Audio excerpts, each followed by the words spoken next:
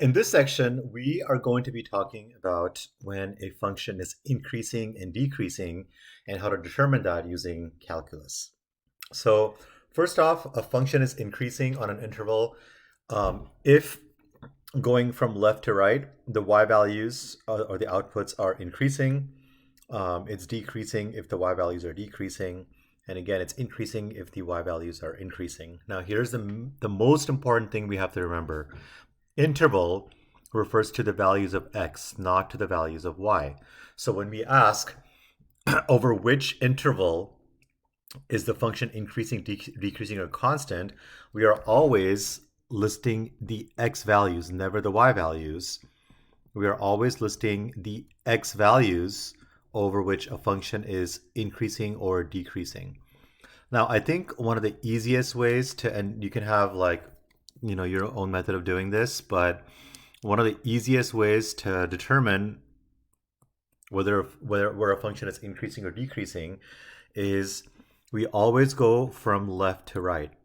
Now imagine you're moving your hand from left to right. Now I'm going to move the pen. So the pen is moving from left to right. And as I'm moving, and here we have negative infinity. As I'm moving from negative infinity, notice what's happening to my y values. My y values are going up. Now I don't care about the y values. I only care that they're going up. But what I'm really interested in is the x values over which this is happening. So the y values are going up. Now the x's, if I move my pen left to right, all the way until I hit -2 here, the function is increasing. Now notice at -2, what happens? -2, we have a horizontal, the tangent line has a slope of 0. It's a horizontal tangent line. So that means we've reached either a local maximum or a local minimum. Now a local maximum is among its neighbors the highest point. So it's a turning point where the function goes from increasing to decreasing. Then we keep going. So for the x values of -2 all the way until +2, the function is decreasing. And again, I don't care about the y values. I only care about listing the x values. So between -2 and 2, the function is decreasing. And then we hit something called a local minimum. A local minimum is a turning point where it's the lowest point among its neighbors. The function turns and starts increasing again. So from 2 all the way to infinity, the function keeps increasing.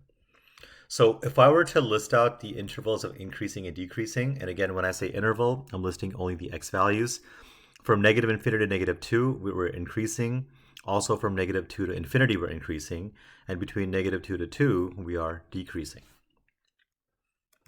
So in interval notation, we have -infinity, -2. Union, anytime we have two different sets that are joined in the same solution set, we're going to use the union. So union 2, infinity. That's where it's increasing. It's decreasing just between -2 and +2. So again, only list all the x values. Easiest way is to go from left to right and then just figure out where the turning points are. And at those turning points is where the function goes from increasing to decreasing. Okay, so we say that x equals c is a critical point of function f of x if f of c exists and either of the following are true. F prime of c is equal to 0 or f prime of c doesn't exist. Now let's think about why this is, okay? So a critical point is a point, so a critical point of a continuous function is a point at which the derivative is 0 or undefined. Critical points are the points on the graph where the function's rate of change is altered, either from increasing to decreasing, or in concavity, which we'll talk about later on, or in some unpredictable fashion. But for now, we're just going to focus on going from increasing to decreasing or decreasing to increasing. So here's why we want the derivative to be equal to 0. Now remember what the derivative stands for. The derivative is going to be the slope of the tangent line. So let's say we have a graph like this. And we want to determine where is the function going from increasing to decreasing. So it's going to be increasing here, and then it's going to hit this turning point, that's the local max. But what I want you to notice is that the slope of the tangent line at this point is equal to 0. Same thing over here. The slope of the tangent line is equal to 0. And slope of the tangent line is also given by the first derivative. So the first derivative at this point is equal to 0. Same thing over here. So whenever the first derivative or the slope of the tangent line is 0 or it doesn't exist if it's undefined, then we have a critical point. And please read the note as well, which I just explained right now. So here's an example. Given the following graph, identify the intervals over which the function is increasing and decreasing and label any critical points. So I take my pen and I move it from left to right. Now notice that I'm going to label my critical points. So I have one critical point here because the slope of the tangent line is 0. And any turning point is a critical point. I have a critical point here because, again, the slope of the tangent line is 0, and it's also a turning point. And here, I'm also going to get a critical point because we have an asymptote, which means the slope here is going to be undefined.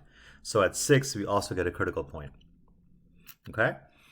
So let's take a look at these intervals. So my first interval is from negative infinity until I hit the first critical point, which is 0.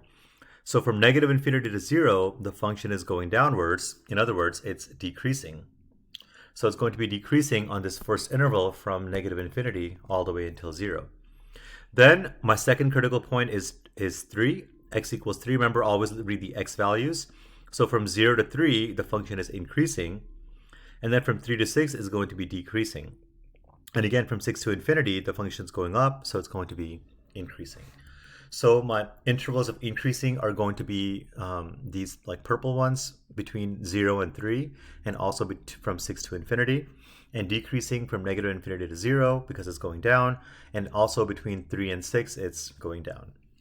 So once again, just a reminder to always read the x values and not the y values for intervals. Okay, so our objective for this class is going to be to determine where these local max and local mins are, and then where the function is increasing or decreasing. So remember that f prime of x is just going to be the slope of a tangent line. And if the slope is positive, it means the function is increasing. For any increasing here, for example, we have a positive slope at the tangent line. So if the slope of the tangent line is positive, the function is increasing. If the slope of the tangent line is negative, function is decreasing. And if the slope of the tangent line is 0, then the function is constant. When a function increases, it reaches a critical point, and then decreases, then the critical point is a local maximum, like here. This is a local max because we go from increasing to decreasing. When a function decreases, reaches a critical point that increases, that critical point is a local minimum. Like this one here is a local minimum because we go from decreasing to increasing. Okay, so those are all the basics. So here's an example. we have this function f of x equals negative 2x cubed plus 24x squared minus 72x plus 11. We want to find the critical numbers. Now remember, the critical numbers is where the f prime of x is 0 or undefined. So let's find f prime of x. F prime of x, according to our rules of differentiation, is going to be negative 6x squared plus 48x minus 72. And this can't be undefined because we don't have a denominator, so we set it equal to 0. Now, a little trick you can use to simplify this is because they all have a common factor of 6, we can divide everything by 6. You can only do this when the other side is equal to 0 because we have to divide both sides. Like in this format, we couldn't divide by negative 6 because we can't divide f prime of x by negative 6, but we can divide 0 by negative 6, so we're going to utilize that. So if I divide everything by, and not just 6, but negative 6 because I want the x squared to be positive. So the leading term, we always want it to be a positive, so I divide by negative 6. I'm going to end up with 0 equals to x squared minus 8x plus 12. Now, we've done factoring. It's also a prerequisite to this class, so I'm going to go through that pretty quickly. I make my x factor. 1 times 12 is 12. The middle term is negative 8. The two numbers which multiply to 12 add to negative 8 are negative 6 and negative 2. And if I ignore the square, put x on top of each, I get x minus 6, x minus 2. So x is going to be 6 and 2. So these are my critical points. This is where the function is potentially going to go from increasing to decreasing. So what I'm going to do is I'm going to make intervals. So the easiest way to make intervals is by putting these on a number line. So I put 2 on a number line, I put 6 on a number line, and I create 3 intervals. My first one is from negative infinity to negative 2. My second one's from 2 to 6, and my third one's from 6 to infinity. So think of these as like stopping points, and every time you get to a critical point, we stop. So negative infinity to 2, we stop. 2 to 6, we stop. Then we go from 6 to infinity. Those are my 3 intervals. So I list those here. Now, we need a test value. So a test value could be any value in this interval because we need to know, is the first derivative positive or negative? Because remember, if the first derivative is positive, then the function is increasing. And if it's negative, the function is decreasing.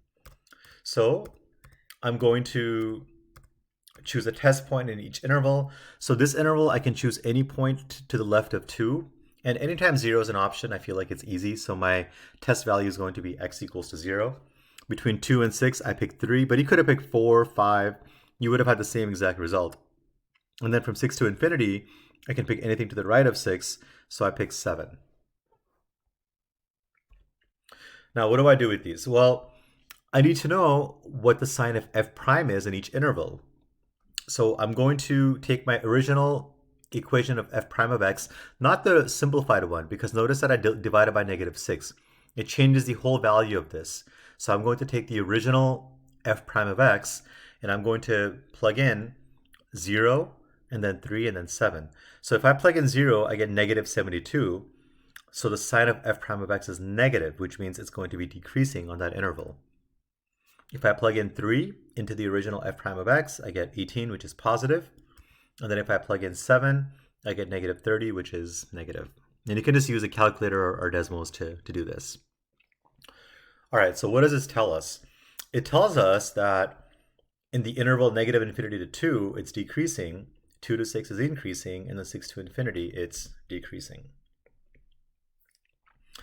And then the intervals of increasing are this middle interval 2 to 6, and decreasing is negative infinity to 2, and then also from, oh, I'm sorry, I messed up here. It should be 6 to infinity, my bad.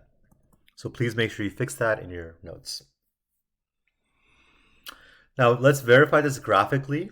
So if I were to graph the original function, not the derivative, the original function, which I did here in Desmos, we can see that the function is decreasing from negative infinity all the way to 2. Then between 2 to 6 is increasing, and then from 6 to infinity, it's decreasing. So we know we did it correctly. Okay, let me go over another one really quickly. So this is our function, negative x to the 5th plus 5x to the 4th minus 5x cubed plus 7. So first thing we need to do is we need to find the first derivative, just using our basic rules of differentiation. And then I set it equal to 0. Now here's what I can do. All these have a common factor of 5, but I want that leading term to be positive. So I divide everything by negative 5. And I get 0 equals to x to the 4th minus 4x cubed plus 3x squared. Please make sure you pause this and copy it down as you're taking notes on it. They all have a common factor of x squared, so I'm going to factor that out. So I have x squared times the quantity x squared minus 4x plus 3. If I factor this, I need to find two numbers which multiply to 3 add up to be negative 4. That's negative 3 and negative 1.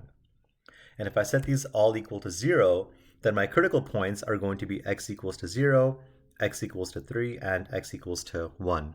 Those are my critical points. Okay, hopefully everything's pretty straightforward so far. Now I can make a number line, and I can make my intervals. So my first interval is going to be from negative infinity to 0, then from 0 to 1, then from 1 to 3, and then from 3 to infinity. Those are my 4 intervals. And I pick a test point in each. So here I pick negative 1 to the left of 0. Between 0 and 1 I pick 0.5. Between 1 and 3 I pick 2. And to the right of 3 I pick 4.